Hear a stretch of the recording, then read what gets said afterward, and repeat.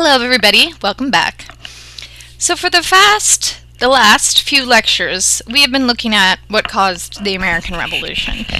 But in doing so, we've only been looking at things from one perspective, for the most part. The perspective the white colonists had, who, for the most part, voluntarily came to the Americas only 150 years before. But in this discussion, we're going to talk about what the revolution looked like and what it meant to the other people, not long held in view by this perspective, in particular Native Americans and enslaved people. And it's also going to set up a bit of a contrast between this lecture and the previous one on the ideological origins of the American Revolution. For while, as we've seen, the rhetoric of equality and liberty was saturated the American Revolution, the reality did not always match up for many people who lived in North America and what was about to become the United States. And this Revolutionary War story, right, is usually told from the perspective of the winners, the patriots, and less often from the perspective of the losers, the loyalists and the British. And it's almost never told from the perspective of Native Americans and enslaved Africans and African Americans. However, both groups were part of the war, and their fates were greatly impacted by its outcome. So this is an attempt at a corrective view. A view that looks at the war from the perspective of Native people and enslaved people.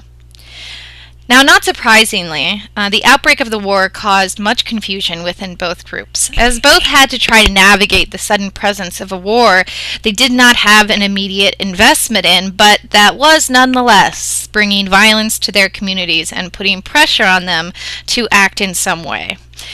So both sought to make the best decisions for themselves and take advantage of any opportunities there might be in this war between the English and their unruly colonies.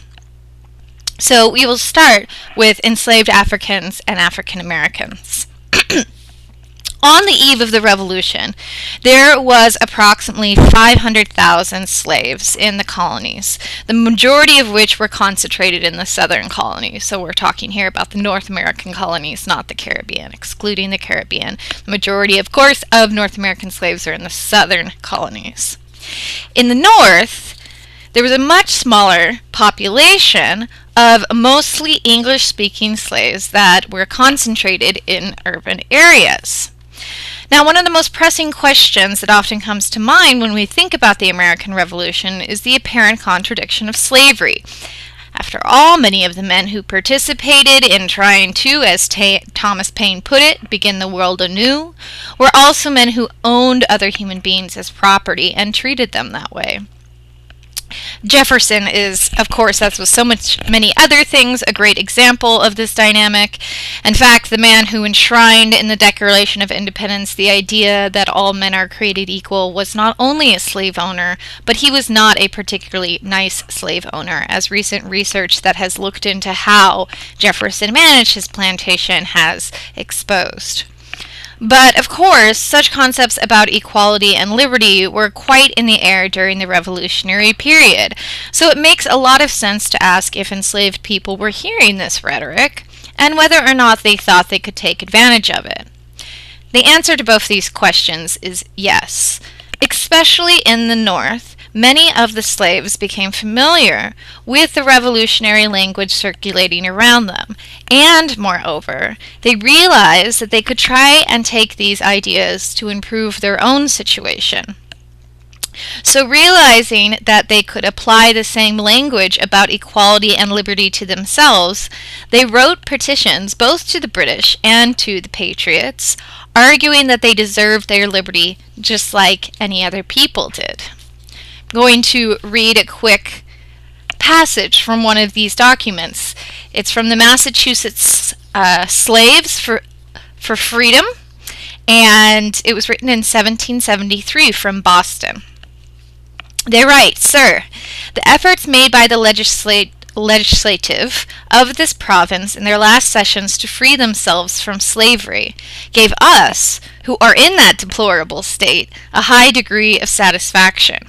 So what they're referring to here is the efforts of the Massachusetts legislature to push back against British policy, which, as we've talked about, they often referred to reducing them to a state of slavery. They go on to say, "We expect great things from men who have made such a noble stand against the designs of their fellow men to enslave them. We cannot but wish and hope, sir, that you will have the same grand object, we mean civil and religious liberty, in view in your next session. The divine spirit of freedom seems to fire every humane breast on this continent, except such as are bribed to assist in executing the execrable plan." So what these slaves are doing here basically is calling out, right, the elites of Massachusetts to show some consistency, right? If they're going to defend their own rights and protect themselves against what they believe is a plan to reduce them to slavery, the least they could do is free the actual slaves, right, that are in their midst. Now, not surprisingly, petitions like this did not lead to the immediate abolition of slavery, but nonetheless, such petitions certainly made an impression on Northern patriots who were forced to face the hypocrisy of slavery in the context of a struggle for freedom. Indeed, this partly explains the growing popularity of the idea of abolishing at least the slave trade, the importation of African enslaved people, if not slavery itself. And the idea of abolishing slavery altogether in the North also started to gather some steam. And by 1804, all the northern states had abolished slavery. In the South, however, the situation was quite different. Although Southern patriots expressed themselves in ways very similar to Northern patriots, slavery was never seriously questioned by them. True, an occasional Southern planter, such as Thomas Jefferson or James Madison, would express the belief that slavery was a horrible institution, but almost no one in the South proposed any kind of plan to end it, or was very serious about ending it outright. Moreover, slaves in the South were less familiar with the language of the Revolution because they had greatly less access to it than the Northern slaves did, because urban slaves in the North were not so segregated from the political talk and turmoil around them, and they had much easier access to an education, so many more of them could read and write, where very, very, very, very few Southern slaves could do either. Nonetheless, some did still have an understanding in the South that their masters were currently using language about liberty and equality against the British, right? They might not be able to read and write, but they can listen. And furthermore, many in the years leading up to the Revolution came to understand that a great chance might open for them to claim their freedom. Now, this was in part due to the opportunity that any war between the colonists and the British would open up to the slaves, since the slaves of the rebellious Southerners immediately became a possible player or strategy for the British. And leading up to the war, as the British were considering their various war strategies in the colonies, the question of the slaves was raised time and again, as British commanders entertained the notion that the slaves could be an asset to the British interest during the oncoming war. For example, Lord Dunmore, the royal governor of Virginia on behalf of British authorities, was the first to fully express the idea in November of 1775 that the slaves could be strategically useful to the British. After Dunmore seized Virginia's store of gunpowder, a group of armed patriots demanded that Dunmore return the powder to the magazine at Williamsburg.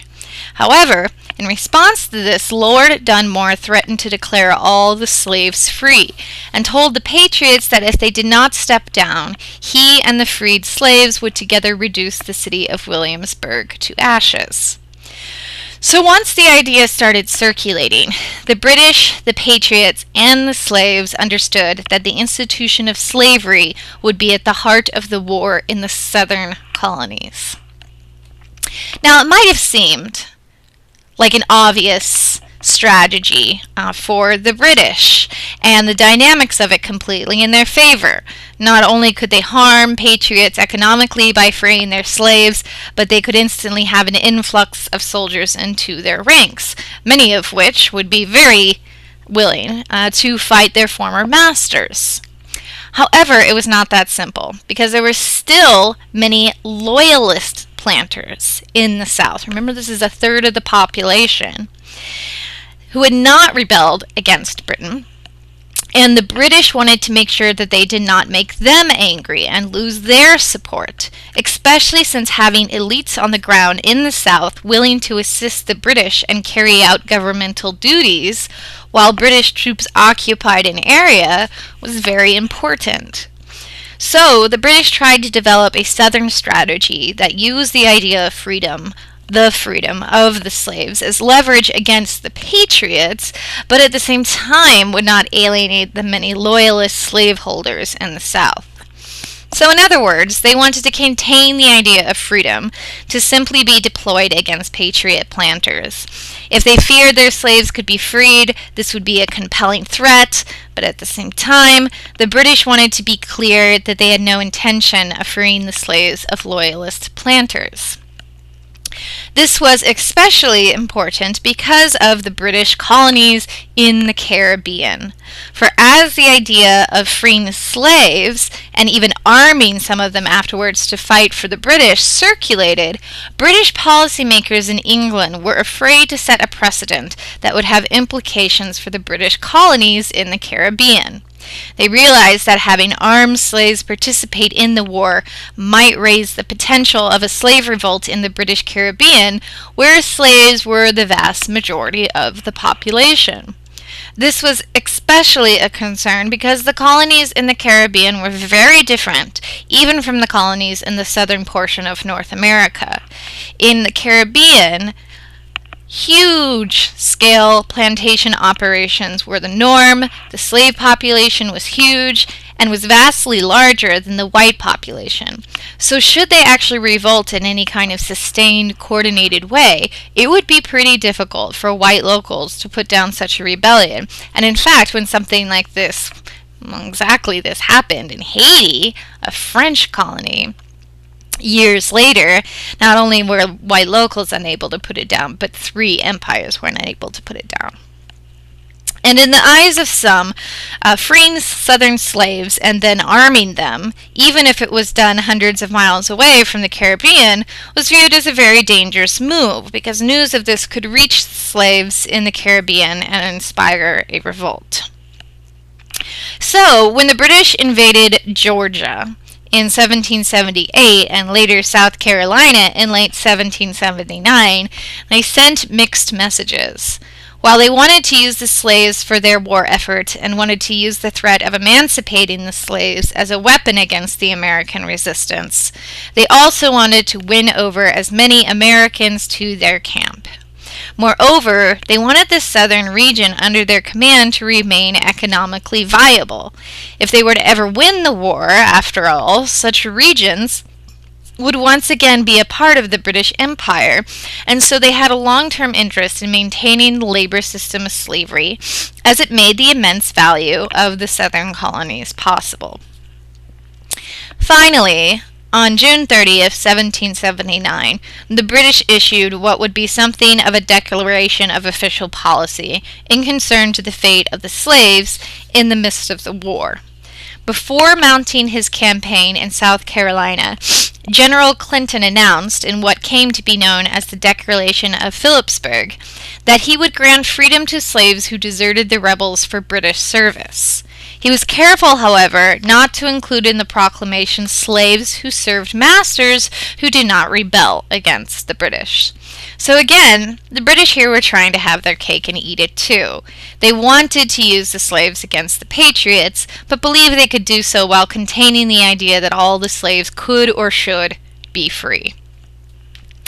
However, The British perhaps underestimated how important the institution of slavery was to the colonists, and how powerful a role the fear of a slave revolt played in their imagination. For the major consequence of the proclamation was actually to increase the number of colonists that sided with the Patriot cause. The attempt to use slaves as against colonists was considered by colonists to be an outrageous, malicious, and shameless strategy, and this in turn fed a very spirited resistance to the British occupying forces in South Carolina. So, instead of frightening them into submission, the idea that the British would come and free all their slaves actually galvanized the resistance. And as a consequence, South Carolina became one of the most savage battlegrounds during the Revolution, as both the British and Patriots lashed out against the other in attempts to intimidate through violence. Both sides left destruction in their paths, for they believed that by inflicting the terror of war, those who were undecided about which side they would choose would be dissuaded from cooperating with the other side. So, the Africans and African Americans held in bondage were caught in the midst of this intense fighting and sought to make the most of it. But there was no uniform course of action. Slaves made their decisions based on local conditions and what they thought would be best for their particular circumstance. In the Carolinas, for example, many of the slaves who had lived on now abandoned plantations remained there and tried to support themselves with the remains of their masters' plantations in the midst of the war. Yet others in South Carolina sought to embrace the opportunity to officially claim their freedom, and thousands fled to the British lines, and many of these joined the British Army in various capacities. Many slaves in Virginia also tried to run away to South Carolina, where there were a lot of British troops, or to the British ships in the Chesapeake Bay. Indeed, the British enlisted thousands of formerly enslaved people, some of who were even armed toward the end of the war. All told, South Carolina, for example, lost about 25,000 slaves, either because they ran away or because they died, and this number was about a third of the slave population in South Carolina. Now, it might be asked why any enslaved person would pass up this opportunity, but the savage war in South Carolina had something to do with this, as it appeared to inhibit many from joining the British. For the Patriots often inflicted deadly violence on slaves they suspected of running away and trying to join the British. So it was quite a gamble you were taking. On the one hand, you might be able to make it to freedom. On the other, if you were caught, there was a very good chance you were going to die, and at the least you were going to endure incredibly painful torture. Moreover, both the British and the Patriots took slaves in their raids, and the British did not always free them. Other slaves were taken by bands who sought to sell them for profit, who were neither part of the Patriot or the British side, but were trying to maximize on the confusion of war side in the country. So the countryside was full of people who might either liberate you or enslave you or torture you or kill you. It wasn't clear who to trust or what to do, especially since often policy was not uniform. And as the war came to an end and British defeat was in sight, the British had to decide what to do with the slaves under their authority. On the one hand, they wanted to abide by the promises they made to runaway slaves, but on the other hand, they wanted to appease the loyalists, who wanted to receive compensation for the property they had lost due to warfare by obtaining slaves to offset this loss. And so as the British tried to sort out what to do with the slaves, they gave away many of the slaves to loyalists or gave them up to be sold for the profit of army officers. Again, despite the British proclamation, policy on the ground was largely determined by who happened to be in charge and what seemed to be the most diplomatically astute course to take in that situation. So, at the end of the day, the majority of the thousands of slaves that the slaveholders in the colonies lost did not gain their freedom. However, a couple thousand did manage to do so, and those lucky few left the colonies with the British forces. Some of these freed slaves, about 3,000, were settled by the British in Nova Scotia, and their descendants are still there to this day. On the whole, it's not clear how many slaves left with the British when they left the South during the war, but we know that maybe as many as 20,000, or about 5% of the slave population in the South as a whole, managed to escape with the British. Many more died or were smuggled out of the colonies by bands of slave traders. In total, it's unclear how many slaves the South lost, but it was probably a significant amount of the slave population. All right, moving on to Native Americans. At first, many Native Americans were not sure what to make of the war between the colonies and Britain. They learned that the English were fighting among themselves and sought to explore the possibilities open to them. Initially, many tried to remain neutral, seeking to not partake in hostilities that they had little to do with. Soon, however, most Native Americans became involved in the war, usually on the side of the British. The case of the Iroquois, who we talked about the other week when we discussed the 7 Years' War, is a particularly good example of the dynamics that were involved with Native American participation in the war. Before the war, the Iroquois had been allied with the colony of New York.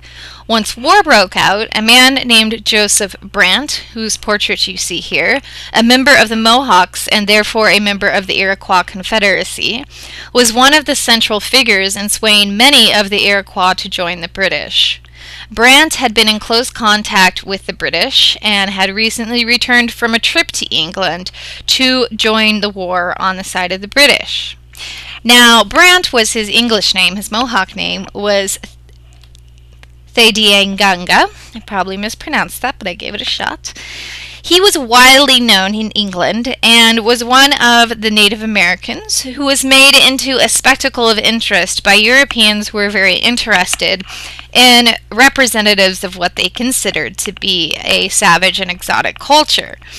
Of course, the Native Americans who did go over to Europe were often the most educated and assimilated into European lifestyles, and Brant was no exception to this. In England, Brant was fawned over and celebrated, and he even became a Freemason, a kind of elite club for gentlemen, and his portrait was painted. And you can see here in this portrait how he is portrayed as a kind of combination, right, of Native American and Western influences. And when he returned to the colonies, Brant ultimately succeeded in convincing 4 out of the 6 nations of the Iroquois Confederacy that their only chance lay with the British. Thus, the Iroquois joined the war at just about the time when the British were planning a campaign down from Canada and therefore needed the help of Native people in the region. Another important moment for Native Americans in the war was the murder of Jane McCrae. During the British campaign against the American rebels in 1777, Native allies that were part of an advanced party, meaning a party that went ahead of the rest of the army, of the British Army, descended on Fort Edward in what is today upstate New York, and they killed several of the inhabitants. What happened next is not clear, not surprisingly, but the story that came out and made a lasting impression on American attitudes towards Native Americans and the war itself was one of a young unmarried woman by the name of Jane McCrae, who was engaged to a loyalist officer in the British Army and was supposed to be being escorted by these Native Americans and ended up being scalped, apparently, by some of the Native Americans in the advance party that came to Fort Edward. According to the story that came out, the 2 Native Americans were supposed to bring her to her betrothed, but then some argument ensued, and they ended up murdering her instead. And this painting, done by an American artist years later, captures, right, the drama in the imagination of the Americans of these, right, savage Indians brutally assaulting the innocence of a white woman, right? This is very much a painting designed to make you sympathize, not just, right, obviously with the victim of murder, which makes enough sense, but with white people and white women everywhere, and to present Native Americans, right, as almost demonic force. So this story soon circulated throughout the colonies and generated outrage against the British and their use of Native American allies. This story became a cornerstone in the portrait of the natives and their nature during the war, and was a rallying cry for the colonists to avenge themselves against the savages. This murder was exploited by anti-native propagandists who would later be central to unleashing violence on Indian people on the frontier. So notice that here, as with the situation with the British offering freedom to enslaved people who would join their forces, the effect of feeling threatened by the racial other was to galvanize the colonists to fight even harder against the British. So the overarching dynamic we see is that whiteness was constructed as a basis of solidarity. Of course, the British were also white, or European, if you will, but they were depicted as engaging in treacherous alliances with savage and brutal slaves and Native Americans, who, they believed, would surely attack and destroy white Christendom and civilization if they were given the chance. The American colonists believed that, that is. And as we'll see, as the course goes forward, the association of what America meant with whiteness would only grow more powerful over time. Consider, for example, this open letter from the American general Horatio Gates to General Burgoyne, the commander of the British forces coming down from Canada. This was printed in the newspapers, so it was intended to not simply be seen by Burgoyne, but to act as political propaganda as well, and that's always the point of an open letter. And this is what General Gates said: that the savages of America should in their warfare mangle and scalp the unhappy prisoners who fall into their hands is neither new nor extraordinary, but that the famous Lieutenant General Burgoyne, in whom the fine gentleman is united with the soldier and the scholar, should hire the savages of America to scalp Europeans and the descendants of Europeans, nay more, that he should pay a price for each scalp so barbarously taken, is more than will be believed in England. Okay. So here, he's very clearly saying that the British are committing a kind of treason against Europeans, which equates basically with white people. And they're accusing them, right? He's accusing the British of being race traitors, basically. And by doing so, he's reifying or emphasizing this idea of white solidarity as something that the patriot forces are fighting for, right? Unlike those British turncoats, right? Patriots, right, would never treat Europeans in this manner. So again, he's highlighting, he's using this idea of whiteness to demonize, right, their enemies, and to galvanize an idea of what patriots might be fighting for. Okay.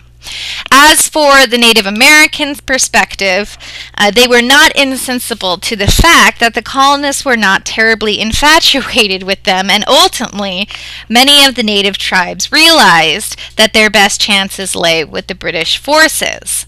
This belief was especially reinforced after the British showed intentions of standing by their commitment they made to various tribes.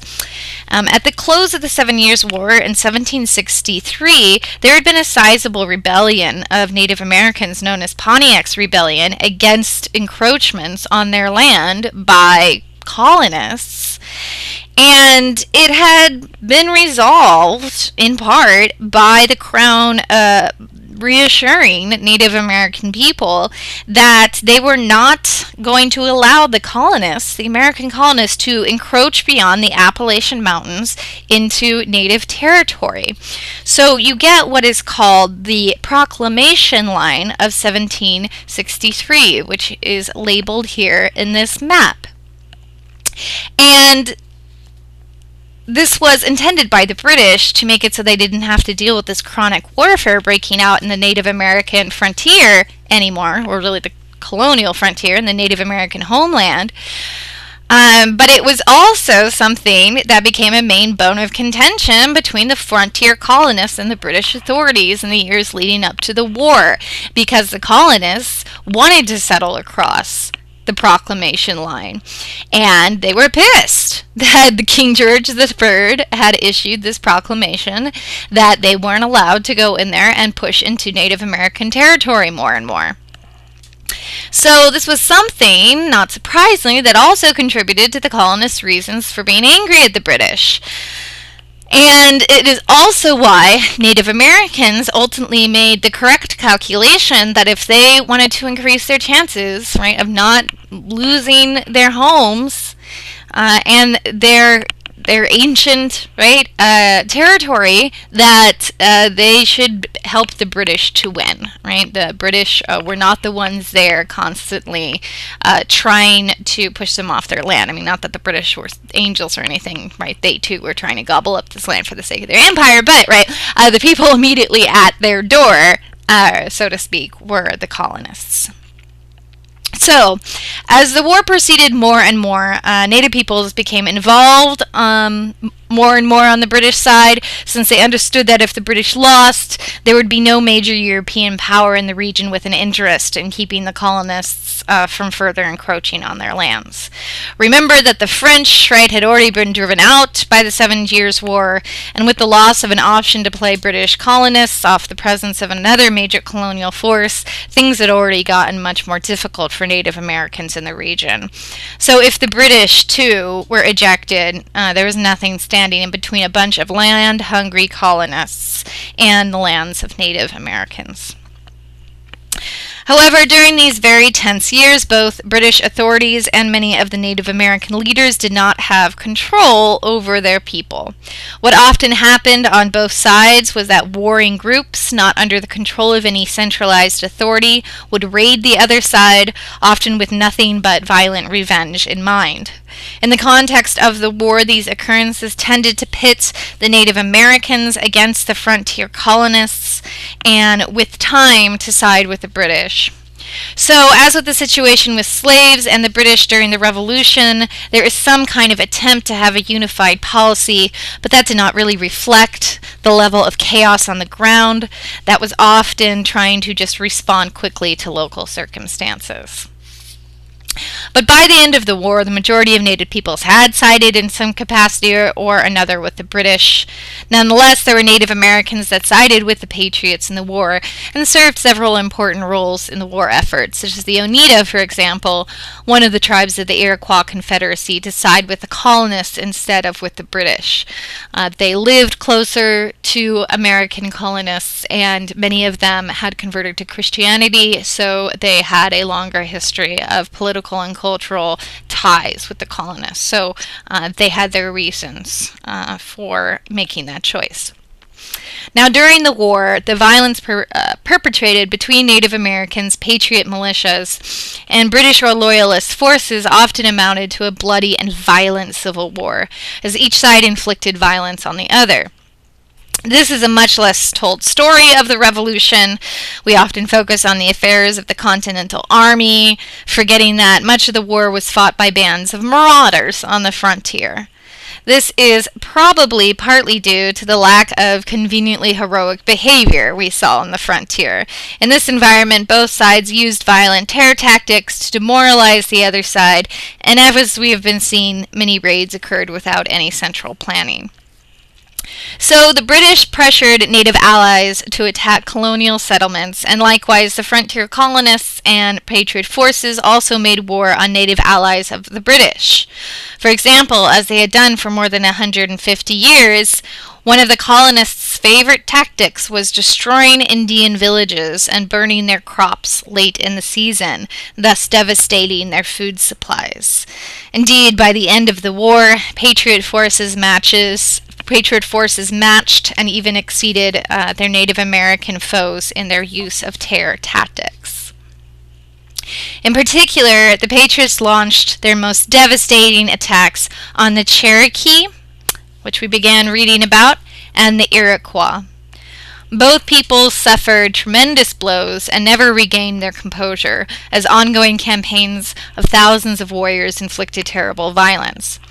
The Cherokee, in particular, ended up a shell of a once powerful nation. This is something worth noting at the moment, right, because we have begun reading the Cherokee Removal book, and your final papers that you'll turn in at the end of the course will be based on this reading. Meanwhile, however, the Iroquois alliance also disintegrated. Iroquois from the period reported that during and after the Revolutionary War they lost their once proud sense of identity as their ceremonies of unity were disrupted, neglected, and within a short time forgotten. So overall, warfare and the disruption of the economy and even the culture meant that the viability of these people was never fully recovered. As their societies crumbled, they lost many of their practices and culture alongside with the terrible loss of human life. And ultimately, the success of the Patriot forces in the war spelled the demise of the Native American nations. For after the colonists defeated the mother country, there was no longer a central force that restrained the colonial population from invading Native American territory in greater numbers than ever before. While in 1783, at the war's end, Native people still held the majority of the land in North America, the success of the colonial patriot forces meant that within decades, enormous forces would be unleashed into the American West. As for enslaved Africans and African Americans, while for a moment it seemed like they might be able to capitalize on the revolutionary language and benefit from the revolution in one way or another, the war did not overthrow slavery. Moreover, the Americans, who were now busy building unique identities as members of this new country, steeped much of this newly constructed national identity around a racialized, meaning white, concept of citizenship and civilization.